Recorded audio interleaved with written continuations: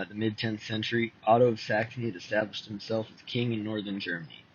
He aided the Church and was in return crowned Holy Roman Emperor by Pope John XII. The Holy Roman Empire was famous for its consistent conflict between the papacy and the emperor. For example, when Pope Gregory VII attempted to end the process of investiture, a process which allowed church officials to be appointed by noblemen rather than members of the church, Emperor Henry IV resisted. He was excommunicated, only allowed back into the empire after humiliating himself in front of Gregory. This led to German princes gaining independence from the Holy Roman Empire, limiting the potential for expansion within the empire. Another example is when Frederick I sought to invade the wealthy Italian region of Lombardy. He was met by resistance from the papacy, which again led to a limit of the potential of the Holy Roman Empire's expansion. After the death of the last of the Carolingian rulers, in 987 Common Era, Hugh Capet was named King of France. His heirs, known as the Capetian kings, reclaimed lands for France through relationships with lords and retainers. Normans were the descendants of Vikings who founded the English monarchy to self-governed areas of Normandy and ignored the rule of Carolingian or Capetian kings.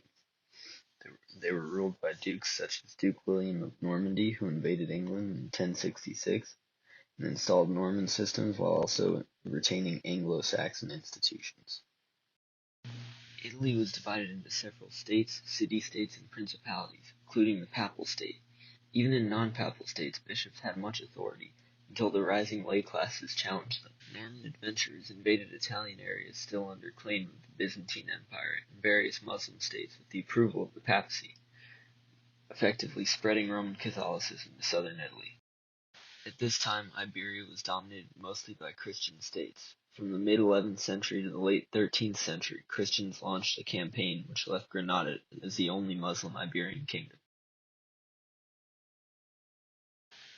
As the territories of lords became more stable, population increase forced serfs to expand their arable land for agriculture.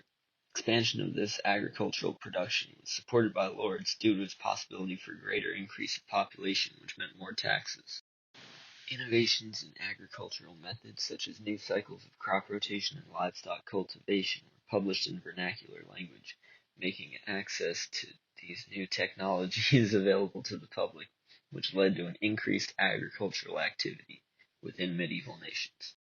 Also aiding the agricultural production were new technologies such as the horseshoe and the horse collar, which allowed for the use of horses in plowing, greatly increasing the amount of land a farmer could work. New agricultural products were also becoming more commonly produced and consumed, such as meat, vegetables, dairy, and legumes. This agricultural development led to an increase in European population from 29 million in 800 CE to 79 million in the year 1300. Urbanization in Europe occurred as a result of peasants, serfs, artisans, and professionals from the countryside moving into more densely populated areas in search of opportunity. This led to the re-establishment of previously destroyed cities. Manufacturing developed alongside cities, with wool and textile manufacture being extremely prominent. Stable kingdoms in Europe allowed for an increase in Mediterranean trade, which boosted the economy and brought new ideas, technology, and goods into different regions, and the ports being established throughout the trading areas.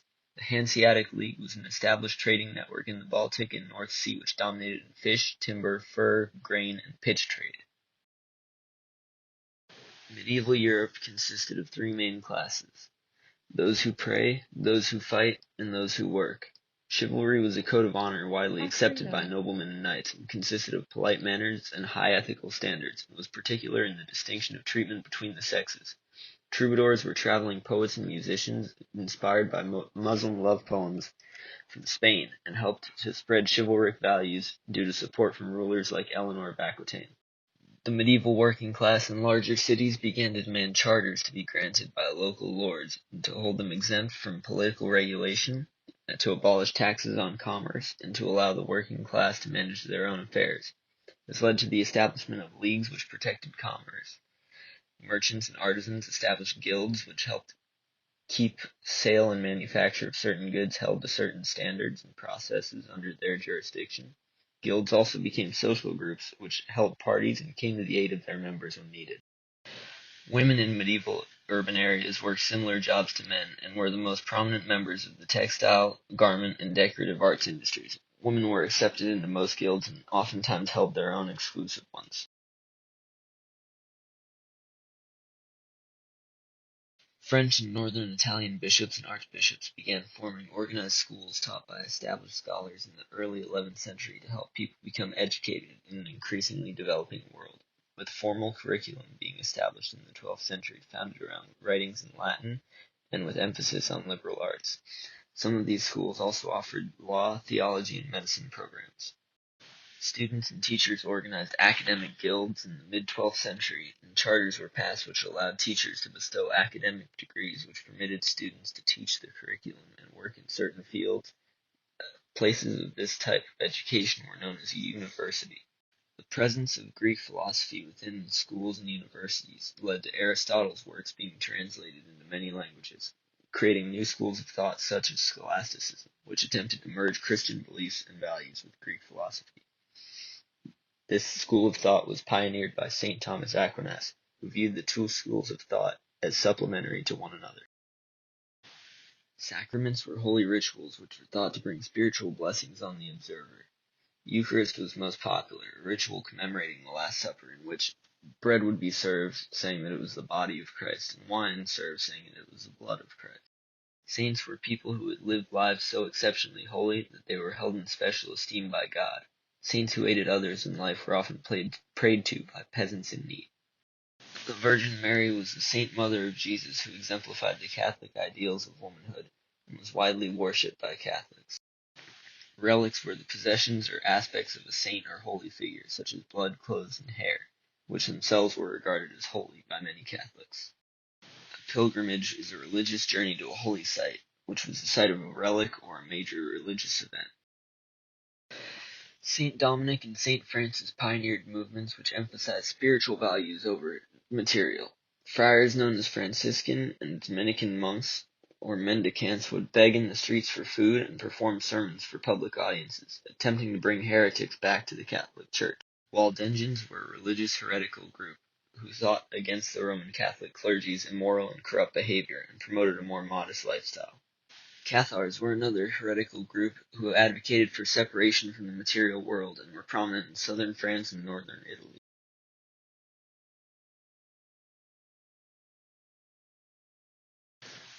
Scandinavian conquerors began to invade islands of the North Atlantic Ocean in response to the fortification of Western Europe. They occupied Iceland in the early 9th century. Eric the Red led a party which discovered and established a colony in Greenland. Eric's son, Leif Erikson, led another party, this time to Newfoundland and Canada. He called the area Vinland due to the growing grapes.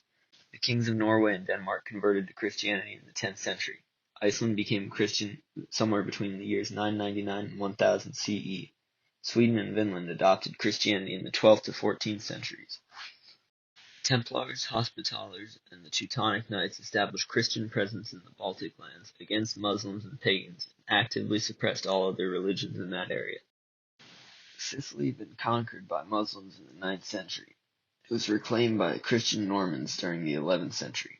Robert and Roger Guiscard took control of the area and converted the citizens from Islam to Christianity. The Muslims had invaded Spain during the 8th century. Reconquest of Spain began in the 1060s as the Kingdom of Leon resisted Muslim advances. By 1150, Christians had recaptured Lisbon. In 1492, the last remaining Muslim outpost, Granada, was conquered. The reconquests were heavily religiously motivated, with Catholics not only invading these areas to reclaim territory, but to assert dominance over other religions. The Crusades were an attempt at regaining control over the Christian Holy Land, and were launched by Pope Urban II in 1095. They sent an army of untrained soldiers to Palestine in a remarkable failure, which sparked interest in the idea of religious crusade. After the failed attempt at a crusade by Urban II, French and Norman nobles organized trained armies to march for the Holy Land. Beginning in 1096, they conquered cities of Edessa, Antioch, and finally Jerusalem in 1099. Leading to previously divided Muslims banding together against their common enemy. They recaptured Jerusalem in 1187 under the leadership of Salah al-Din. In total, 5 major crusades were launched, but all of them failed at the ultimate goal of reclaiming the Holy Land for the Christians. The Crusades did manage to allow for a large spread of ideas and technology across the Mediterranean.